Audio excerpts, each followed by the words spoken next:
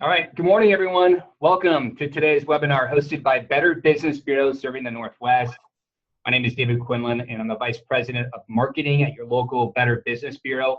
And I'm super excited about today's topic on how to navigate your business, your team, your company in an e-commerce world.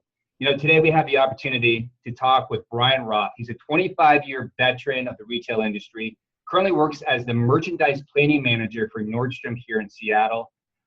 So it'll be great to pick his brain for a little bit today and ask him questions. In fact, if you have any questions at any time throughout the presentation, I encourage you to please type them in the questions section, and then we're going to do our best to address those questions during the webinar so we can stay on topic.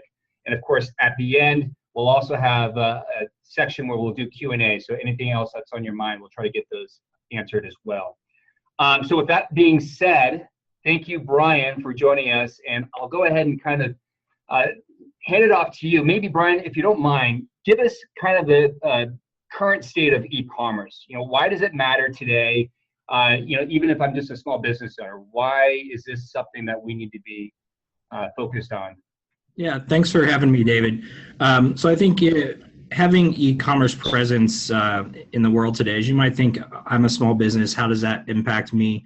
I think the internet is changing how business is done very rapidly, and I would say in probably just the past 10 to 15 years, we probably had more change in how business is done than probably in the past 200 years combined. And the web is really changing how things work. And I think one of the biggest advantages that a small business can have is with e-commerce and with doing business online, is it opens up a lot of takes away a lot of limitations on geography and borders, where before, if you were in, say, Sammamish and you owned a small business, you could probably only reach people in your local trade area, maybe a couple of miles outside of where you work. But now, if you have an e-commerce business, you can reach anyone in the world.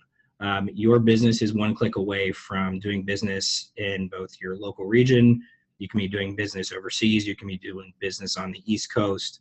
It's just a matter of making sure that your business is set up the right way to be successful in e-commerce. And one of the things I'm going to kind of give you, this is kind of a silly demonstration of why e-commerce is changing the world, but I'm going to take you, go back or go forward a couple of months to the holiday season.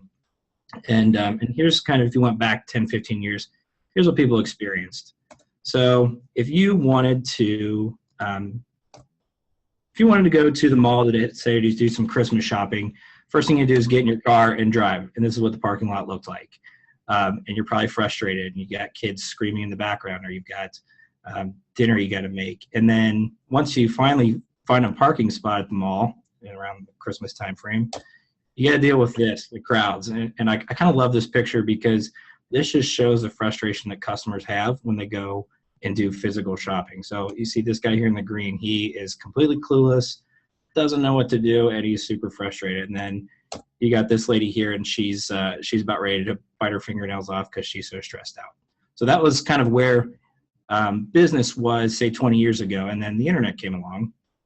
And you take this scenario here where we've got these busy parking lots, busy malls, and then, or you could have this, where you got this lady, and she's hanging out on her couch, she's shopping, she can get pretty much the same product, if not more, at the touch of her fingers, and she never has to leave her couch. She doesn't even have to she doesn't have to get dressed up, she can be in her pajamas. And so I think this is one of the things that customers are choosing is, why would I go out and make myself crazy when I can just be shopping on my couch? And, you know, if I look at the pictures on the left of that crazy madness, it makes me stressed out. So in order for us to get a little less stressed out, here's a cute little picture of, oh, I went too far, of my daughter with Santa Claus. And this will kind of, this makes me feel a lot better. So as we're moving on though,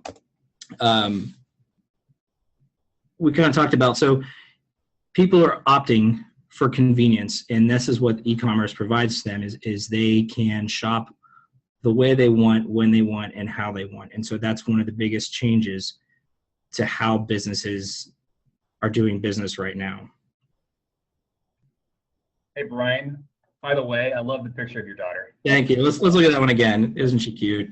Yeah. I'm a little personal there. That's a great picture. Hey, Real quickly though, as you talked about how rapidly, and maybe you'll get to this down the road here, but how rapidly is the digital business landscape changing? And as a small business owner, or if I work, with a marketing team, when's the time to move on it? How quickly do we need to start responding and acting on this? Yeah, I would say if you're not already responding now, you need to get up and running with your e-commerce business because you're already behind the ball. So I mean, the pace at which customers are opting to move to a digital environment for their shopping needs or for their business needs is just it's astronomical. And here's a good little example I'll show you. This just shows. So I know this is kind of an eye chart, but this just shows where if you're looking down here, where where e-commerce business is, and if you look at for the past 3 years, e-commerce has been growing at about 20 to 25%, which is huge. I mean, I think any business right now would want to have a section of their business that's growing at 25% a year. And even if you look at some of the forecasts of where business could be, the next few years, it's saying it's probably going to go between 15 and 20%.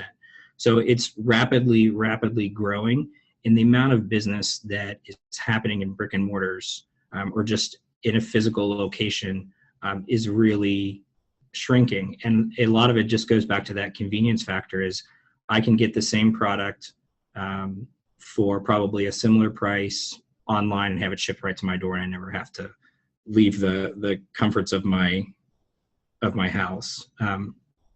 And one of the things that's really important with e-commerce business is you get real-time feedback from your customers, whether they like stuff, whether they don't like stuff, and you can respond to it and you can change your business. So let's say you're getting some negative feedback from customers via a company like Yelp, where customers can rate your business. You're getting real-time feedback from those customers, and if a customer is unhappy with the service or the product, you can reach out to that customer directly and figure out what went wrong and try and fix it, versus all of a sudden your sales drop off. You don't know why. You had a bad customer experience. They tell everyone, but in the old environment, in the old world, you never really knew why. But now a lot of times customers want to be heard. And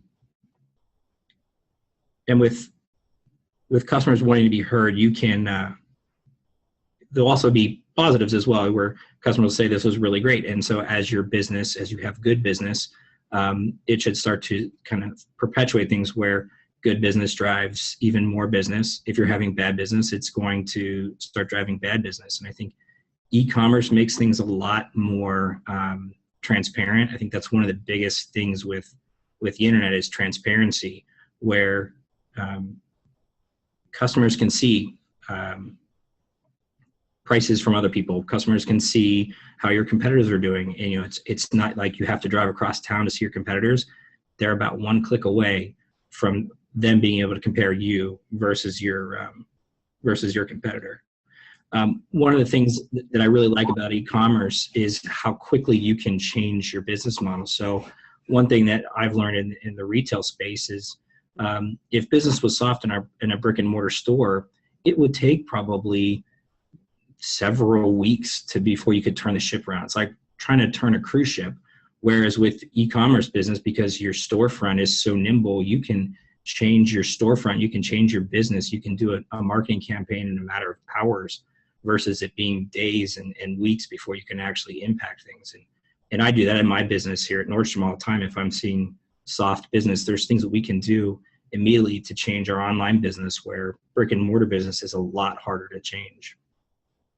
Brian, real quickly, for those of us, for those of you that are just joining the conversation right now, just a quick recap here. This is a BBB Northwest webinar series on how to navigate your business in an e-commerce world. We're talking with Brian Roth, a 25-year veteran of the retail industry who currently works as the merchandise planning manager for Nordstrom, again, here in the Seattle area. Brian, is it easy to compete in the e-commerce world? What's the playing field if you're a small business versus a mega business? It's harder and it's easier. I think one of the harder things is kind of, we talked about it before, is the speed by which things are changing. Is it almost feels like as soon as we get things figured out, it changes. And that's just kind of the course of how e-commerce is working right now. If I look back 15 years ago when I first started doing e-commerce stuff, that just the amount of change that has happened over that time is immense. So that can be one of the difficult things is once you think you've got it figured out, it changes. Like a good example is like Google. So Google hires a lot of smart people, and they're always changing their algorithms, how things are displayed to you when you do a search. And we would, in my old business, we would kind of figure out like how's the best way to optimize that. And as soon as we'd figure it out, Google would change their algorithm. And then what we thought was working wouldn't. And then you got to go back and figure out how to rework it. So that's what makes it hard. I think some of the easy things though with e-commerce is kind of, we talked about, is it can be really quick. And it can reach a lot of people. And that's one of the biggest powerful things that you can have is like, let's say you're an artist who works on the Olympic Peninsula, and you're trying to sell your artwork. Well, if you're trying to sell your artwork just to that local community, there's only so many people that you can reach. But if you start to gain a broad following by having a good web presence, you could be selling to people all over the world, and it really opens up your doors as to how successful you can be by reaching more and more people and growing your customer base. I think one of the other things we kind of talked about with one of the tricky things is e-commerce has made transparency just amazingly obvious. And one of the ways you'll see that is a lot of people used to compete on price. Like, hey, let's, I can give you the same product, the exact same product for 10% cheaper. Well, what you're finding is that's no longer valid, because people used to have to go across town, go across different stores to actually physically compare prices.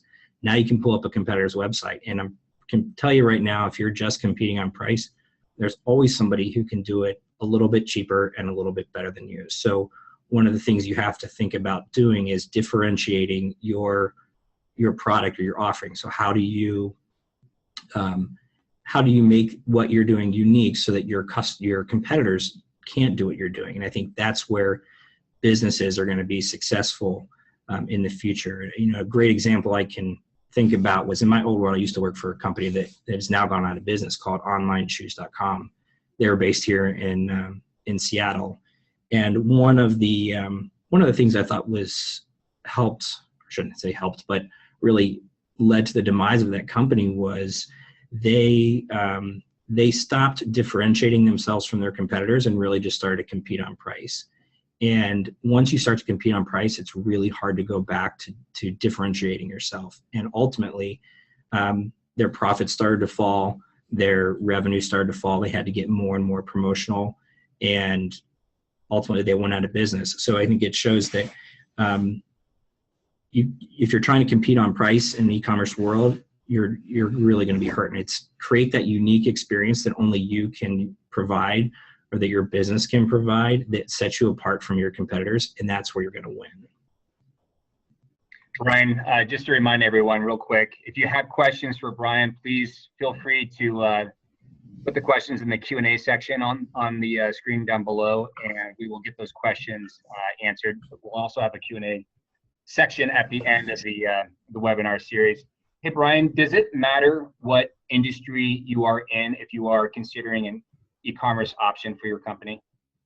No, not at all. You might think, hey, I'm an auto body shop that just deals with repairing cars. How is that important to me? Well, every business should have an e-commerce presence, whether it's a good homepage, and we'll probably talk about that a little bit more. What are the different ways you can utilize e-commerce to drive your business?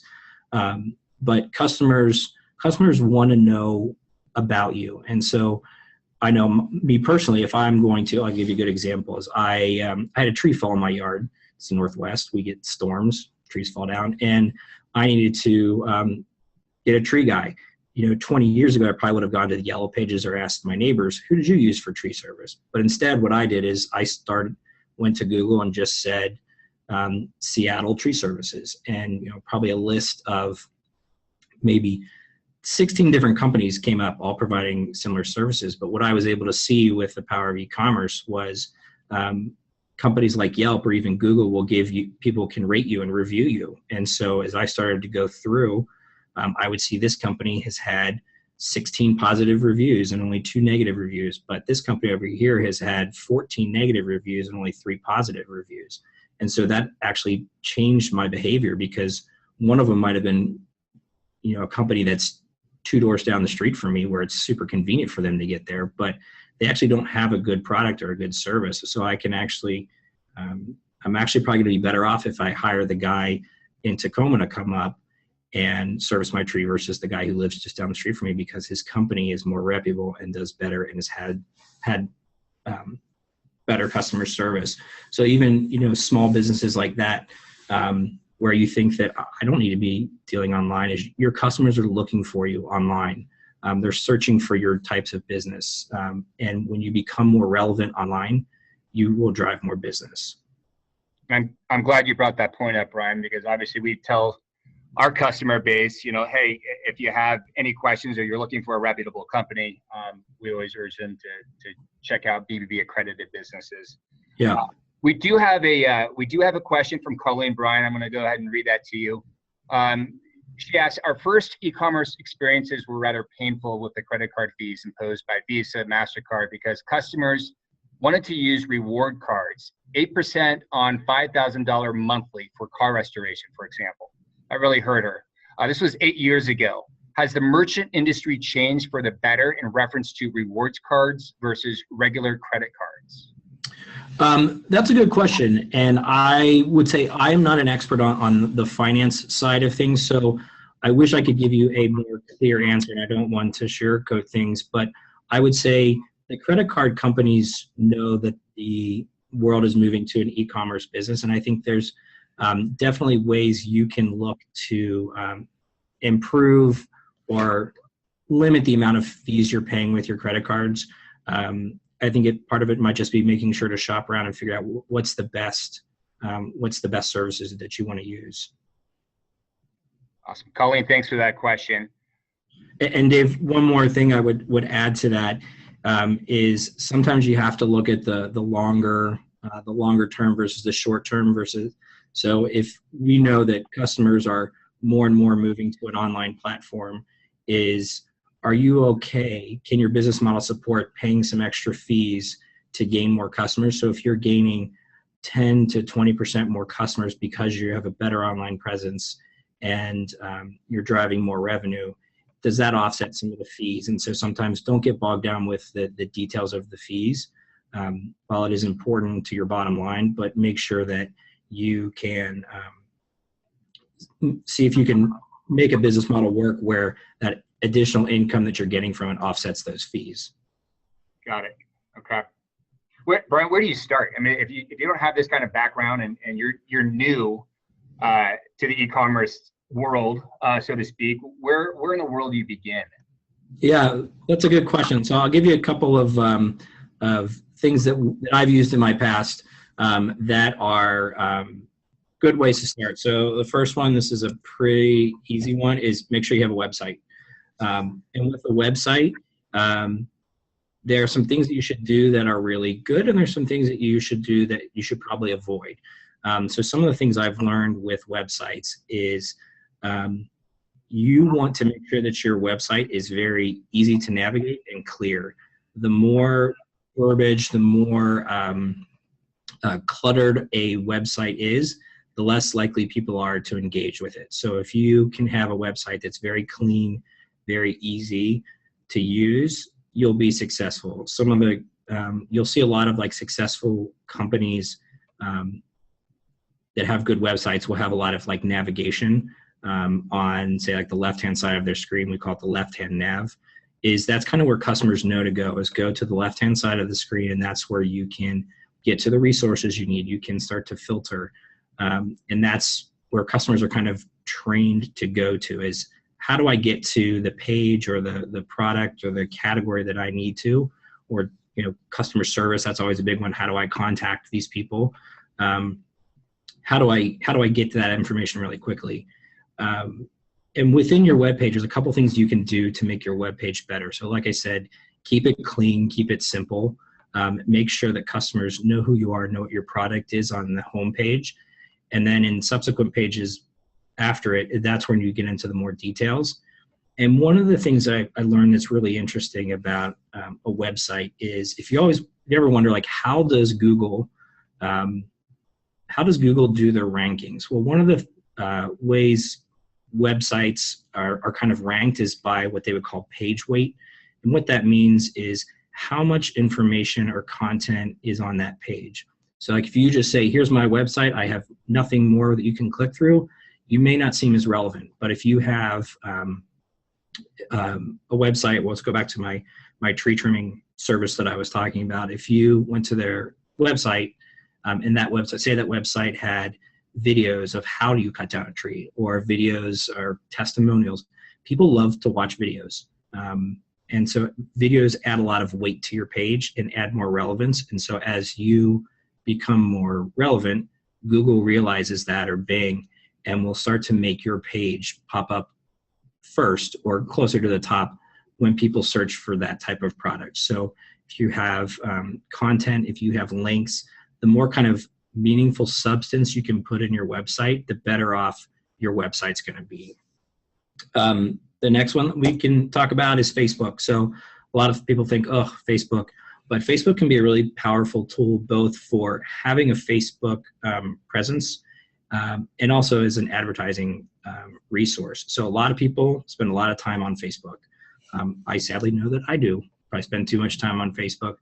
But having a Facebook page where you can interact with your customers can be really powerful. And one of the things that Facebook is good about doing is interacting with your customers. So if you want to stay relevant with them and stay in touch with them, is having a Facebook page where you're actually actively updating things, telling stories, talking about new products that you have. Your customers will really like that. They'll also use Facebook to reach out to you, to contact you about if something went right or if something went wrong. So making sure you monitor your Facebook page and check for if people are giving you negative or positive feedback. If something's negative, reach out to that customer and talk to them about, hey, sorry you had a bad experience. Let me see how I can fix that. And I think one of the things that customers expect that things will go wrong. We all know that nobody's perfect, but it's how you deal with the aftermath of it that customers really react to. If a customer has a negative experience and you don't acknowledge it or you don't try to resolve it, they're probably not going to come back to you. And they're going to probably tell 10 friends that they had a really bad experience with you, and they're going to write a bad review. And it's really bad for business. If they have a problem and then you help resolve it and you treat that customer with the respect that they deserve and want, customers are going to want to come back. They're going to tell probably maybe 3 friends. We don't tell the positive as much as we do the negative, but keep having those positive experiences, and it's going to help grow your customer base, and it's going to help grow your presence. The next one would be Instagram. So if you have a product, let's go back to, say, that artist on the Olympic Peninsula, is if you have a product where you can take photographs of things, people love pictures. People love pictures. People love videos. We love to just quickly look at things. So having an Instagram where you can gain followers is really critical. This will make you more relevant. It keeps people thinking about you, coming back to it.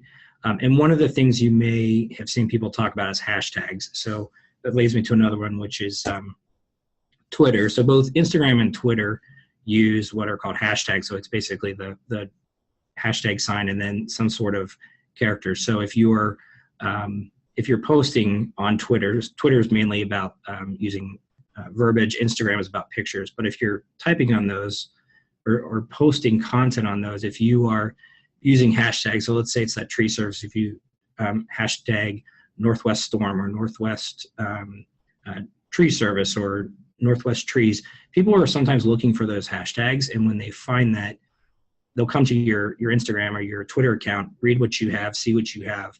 And if they like what you have, if you've got a lot of content on there, they'll maybe start to like and follow your page, and then maybe share some of the information that you've shared. And then that's how you get your name and your business out there. The next one is Pinterest. I'd say Pinterest is probably declining a little bit in popularity, but it's still pretty popular, where Pinterest is pretty similar to Instagram, where people will type in, I'm looking for Northwest artists. And if you have pictures of your work on Pinterest, it's a good place where people are doing research, and you can even have people connect to your products and services so that you can start to drive business. The next one is Yelp. Yelp, and I would probably say Better Business Bureau falls in a very similar thing. This is where you can go and search for customers can go and search for businesses that have ratings, and this is where people will find out, do I want to go to this business? Do I not want to go to this business? I'll say I use this a lot for restaurants. If I'm in a new city, so I travel a lot for work. So if I'm in, say, New York, and I want to try out this restaurant, I'll go to Yelp to see what are the reviews. And if it's got really negative reviews, I'm probably not going to go there. It's got really positive reviews, and sometimes it's this little divey restaurant. It gets great reviews, and you're like, hey, I'll try it out. If I look back like 20 years ago, I would have never probably gone into that restaurant because it looks sketchy. But you know what? They have great food, great service. It's not the environment that sells it, it's the product that they're offering. Another one is a blog. So blog helps add content to your website. So this is where people will kind of talk about their passions or their interests or their business. This is more about writing kind of almost, I don't want to say essays, but writing stories about what this is. And as people like your product or like your service or like your business and are interested in that, they'll start to follow you and follow what you're writing about. And then they'll start to share that information as well. And then that way you can get your name out across the world. Let's see, we also have Google. Okay. Sorry, Dave. Hey, Brian, yeah. Hey, real quick, just before you get too far along, we got a couple questions coming in. Christian, I'm going to get to your question at the end because I think it's a good one. It's big picture. Colleen has another question specific to social media. She wants to know, how often should we reach out to prospective customers on Instagram and Facebook before it starts looking like junk? Once a week, twice a week. She says, I hate junk mail. So you must assume customers do too.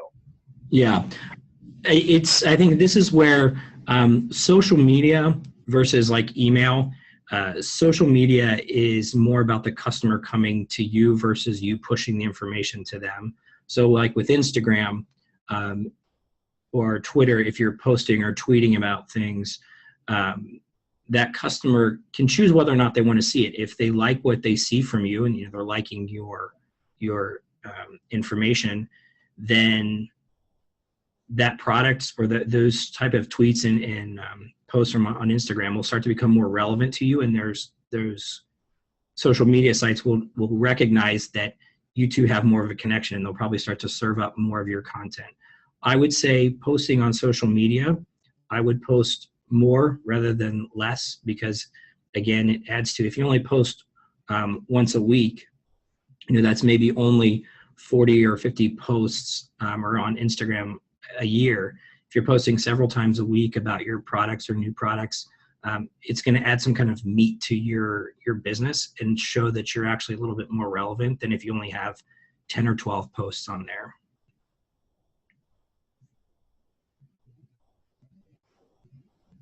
Brian, do you have a preference? I mean, it might depend on the industry, but are certain social media platforms better than others for e-commerce purposes? I would say probably Facebook is probably the best, and that's why I led off with Facebook, because Facebook is a very interactive, where you can, it's almost like a combination of Instagram and Twitter, where Twitter's a lot of short tweets with some pictures, but it's a lot of just writing, where Instagram is all pictures. With Facebook, there's a lot of users on Facebook. You can post pictures, you can write things, you can sell, you can advertise. That's probably the platform right now that I would say is the one, if you had to go after just one of them, is probably the most impactful. With that being said, is don't get complacent with it, because we know this industry is moving pretty fast. And And Facebook is, while that's one of the favorite ones right now, Facebook might fall out of favor. I mean, Facebook is becoming less and less popular with millennials, which is a growing segment of our consumer base. I'd probably say a lot of people under the age of probably 25 to 30 think Facebook's for old people, and don't see it as relevant. They've moved on to Snapchat and Instagram. So what I would say is keep up with the different changing trends in social media, and also figure out which one works best for your business. If you're trying to reach a more mature audience, probably you're going to be better off on Facebook. If you're trying to reach a younger millennial audience, probably say an Instagram or a Twitter or a Snapchat, which we didn't talk about. Those could be better avenues for your business. One thing that we didn't talk about, Dave, was there's something that people may not know about, which is called mobile optimized website, or MOW. And this is one thing that I know I personally, when I go to a website that's not mobile optimized, drives me nuts. So if you start out, website is kind of 1.0. Doing a mobile optimized website is probably 2.0 to your website. And what this is more and more people are moving to just looking at the internet on their phones or their iPads or tablets, and less away from just using a desktop. And so why that's important is your website that you develop for a desktop computer or a laptop doesn't work very well with an iPhone or any sort of mobile device. And so there's ways where you can make your website, what I would say, scalable. So if you look at the phone on the left is a pretty good mobile optimized website, where it's not a huge amount of content. It fits on the screen. It's relatively easy to navigate. The one on the right, I like this one even more because a lot of times people who are first coming to your website, they just want to get to where they're going really quickly. And this company has it laid out where it's pretty easy about how and where you get. What you don't want is where your screen is too big and you have to scroll around to try and find things. That's a really bad experience. And when customers can't find what they want, or having difficulty navigating your website, they're going to leave.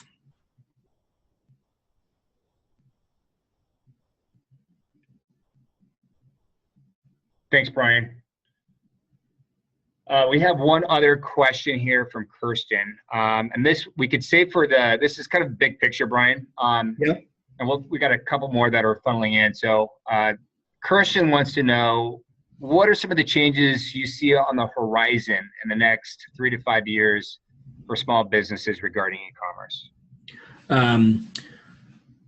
As far as e-commerce and small businesses, I would say what you're going to start to see with e-commerce more and more is fewer and fewer people going to their actual computer to do work or to look for businesses. More and more is going to become is going to go onto a mobile device. I would say right now, it's probably about 20% of people who do web browsing are doing it on their computers.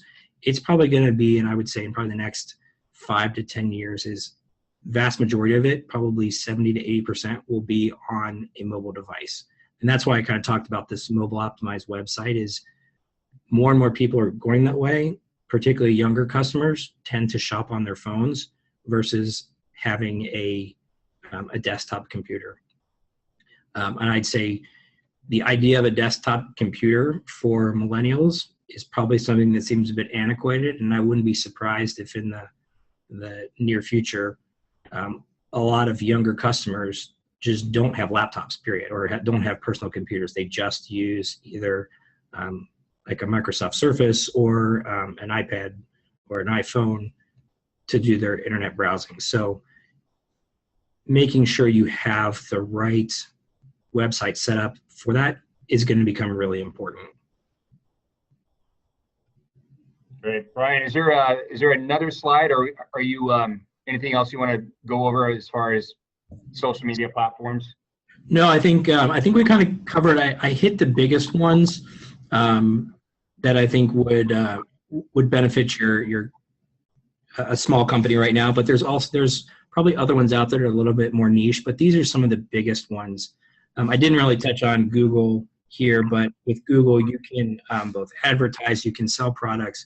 But one thing that's really important, I've noticed smaller businesses may not do this, is making sure your information on Google is correct. Google will sometimes have the wrong opening hours, or might have the wrong email address, or might have the wrong website. It's just making sure that that information is correct, and you can contact them to get the right information. And making sure that when customers come to your website, they can get what they need. Like a good example of something that I think is really bad that people do, is particularly restaurants, is I know there's one of my favorite Japanese restaurants near my house has a horrible website and has a horrible presence on Yelp. And I just sometimes want to see what's on the menu. And a lot of people will start to do that now. If you're, say, a restaurant or small businesses, what are the products that you offer? And making that easy for your customer, making sure it's correct, is really important. So I know if I go to a website and I'm looking for a restaurant and they don't have their menu, I'm probably not going to go to that restaurant, because I want to see what they have before I even go there, which is a lot different from where customers were before. It was, hey, let's go try this restaurant. Let's see what they have. The trying of the restaurant now happens online. They do some research, some pre-reads, and then they decide if they want to go.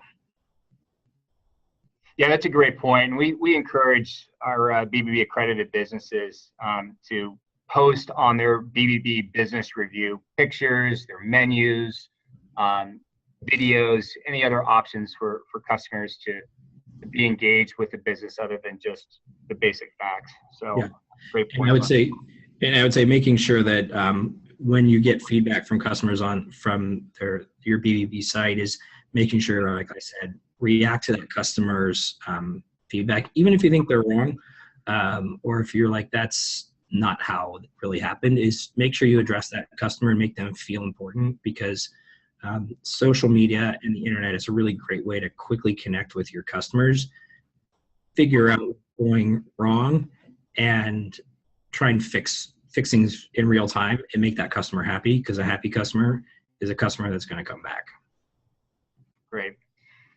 Brian, we're going to open up to Q&A now. So a couple more questions are funneling in. Submit your questions simply by typing in the question box of the webinar toolbar. We would also love to know if you found the information in this webinar to be helpful. So please, please, please take a brief moment to answer the poll and let us know what you think. One question that came in, Brian, are there any examples of mega businesses that failed to get on the e-commerce train and now are either suffering or are out of business? That might be a good example of why we need to jump on this now. Yeah, I think this is the one of the great empowering things about the web is big, huge, major businesses and really small businesses can compete for the same customers. So it can level the playing field, and if you are quick and nimble as a small business in responding to your customers' needs and giving them the right products and services, you can compete with a mega company, because most likely they're caught up in bureaucratic red tape that they can it can take weeks, months to change things, where you can do it in a couple hours. I'd say in the retail industry, a couple of things that I've noticed is Nordstrom has, being in Seattle, recognized the relevance of e-commerce and has really reacted quickly to the change. Now, granted, it's changing even quicker than we thought, but I've seen some of our competitors where they have not jumped onto the bandwagon as quickly, and definitely those businesses are struggling. Like I won't name names, but a couple of my Nordstrom's key competitors, their websites are terrible. You go to their website, it's hard to find product. I've tried to use one of our competitors' mobile websites, and we talked about MOW, and it's just really hard to navigate. And these businesses that have not embraced e-commerce are really, really struggling. And I even see that with some of the vendors that I deal with. Is some of the vendors that I'm working with at Nordstrom, they'll ask me why am I doing business on the web? It's hard, it's costly, it's expensive. Well, those businesses are the ones that are really struggling right now, because they're not adapting. And I wouldn't be surprised if in my sector, in the retail industry, if there's not a couple of major brands or retailers that go out of business because they couldn't adapt fast enough to the change in customer landscape. Brian, we have a question from Randy. What is the likelihood that small businesses will have to begin charging and paying sales tax on a state, local tax district level? And what's available for the small business to help? I would say right now, I don't think anything is going to change, and it's a federal issue. And I'm not a 100% expert on this, but I've experienced this a little bit. Is that the way our government right now sees it is that when you sell your product in Washington to someone in, say, California, is the transaction happened in Washington and then you just shipped it to them.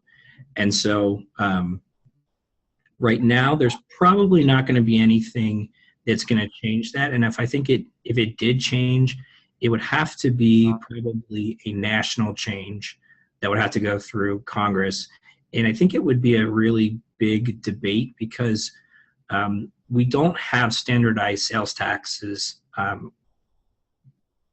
in different municipalities. Like, if you go to Washington, we have state, city, county taxes. And so it's really difficult to manage. I would guess if we ever did get to that point where if you are selling someone something in California and you have to collect California sales tax, my guess is there's going to be a whole industry that will emerge to help small companies facilitate that, because I think that's one thing that a small business, I'll be frank, if we go that route, it's going to be really difficult to manage by yourself. You're going to need some sort of program, like TurboTax may come up with something that would help you manage through that. Couple more questions, Brian. We have one viewer asking, is there a shopping cart option that you can suggest that would be better than others for their website? I would say what I've learned about shopping carts is there's two different options. One is where you can have several different steps within the checkout process, and you can have step one, enter your address. Step two, enter your credit card. Step three, do this, that, or the other. The fewer clicks that you make the customer do, the better, the more likely they are to check out. So every time you add a step or a page to checkout, the more likely you are to lose customers. So what I would recommend is, if you're doing a checkout, is have everything that you need on one page. That's where you're going to see the best success. And also, it's kind of funny, having your add to cart or purchase thing really prominent can actually add sales. So if you have a little teeny tiny, like, click here to complete, you're actually going to get better conversion and more people buying if you make it slightly bigger and really, really obvious of, this is where I click to complete my purchase. It's simple, but it's a proven fact that can add sales. Really great questions. Another one from Colleen. How much weight would you put with AdWords? Is that really where it is for e-commerce and SEO search and placement? And is there a normal percentage that a company should spend? I don't think you can say that there's a percentage you should spend as a percent of sales. But what I would say is that more and more ad dollars nowadays are going to digital platforms. What you're finding is, because that reach can be more dynamic, you can really target the customers that you want, versus you send out a blanket, like, let's say catalogs, for example. You'll probably notice fewer and fewer catalogs coming to your house because they're not very relevant. It's you've spent a lot of time making this catalog that you've had to start 4 or 5 months ago to get it in the works, and then it may not be relevant. It's probably going to not be relevant to probably about 90% of the customers that you send it to, and it's going to go right in the garbage. You'll probably get 1 or 2% of your customers who are going to like it and buy. Whereas if you're doing search engine optimization or placing ads online, is you can really tailor that to the customers you think are going to buy your products, and you can get a much, much higher return on your investment that you're spending on ads. And I'd say with search engine optimization, that's where you make your website relevant to the search engines like Google and Bing. That's really important. Make sure that you have keywords within your business that, as Google is going through and crawling through your website to see what you sell and what you're about, it'll pick up on the more times you talk about certain things. Like, let's say you're an artist that's selling Northwest photography landscapes. The more you talk about that on your website, the more Google's going to realize you're relevant in that category. So if someone's looking for that type of product, the more you talk about it, the more it is going to help your ratings.